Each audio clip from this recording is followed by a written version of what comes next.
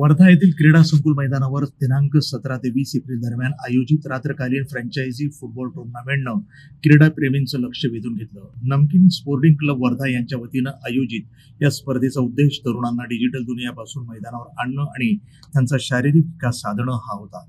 या स्पर्धेमध्ये वर्धा आणि हिंगणघाट येथील खेळाडूंना घेऊन एकूण 8 फ्रँचायझी संघाची निर्मिती झाली. ज्या संघ मालकांनी लिलाव प्रक्रियेद्वारे खेळाडूंची निवड केली. या टुर्नामेंटचे मुख्य आकर्षण म्हणजे प्रत्येक संघात किमान एक 40 वर्षावरील खेळाडू असणं अनिवार्य होतं, ज्यामुळे अनुभव आणि युवा जोश यांचा अनोखा संगम पाहावयास मिळाला.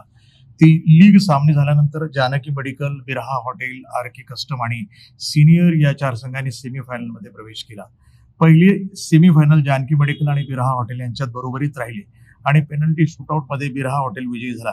दुसरी सेमीफायनल आर.के. कस्टम आणि सिनियर यांच्या झाली. हा सामना बरोबरीमध्ये राहिला. शेवटी पेनल्टी शूटआउट मध्ये आर.के. कस्टम विजयी झाले. फायनल मध्ये आर.के. कस्टमनं दमदार कामगिरी करत बिरहा हॉटेलवर 3-1 विजय मिळवत विजेतेपद पटकावलं. टुर्नामेंट मध्ये व्यक्तिगत पारितोषिक याप्रमाणे देण्यात आली. Man of the series Kaustubh Deshpande, man of the match Sahil Khadse, best forward Kambadi, best midfielder Devesh Niware, best goalkeeper Vishal Meshram, emerging player Ayaz Khan, तसंच वरिष्ठ गटातील उत्कृष्ट खेळाडू अब्दुल कादिर बक्ष, वरिष्ठ बेस्ट प्लेयर्स दीपक भाऊ भगत, राहुल भाऊ खैरकर, रियाज भाई, अनिल भाऊ तिवारी.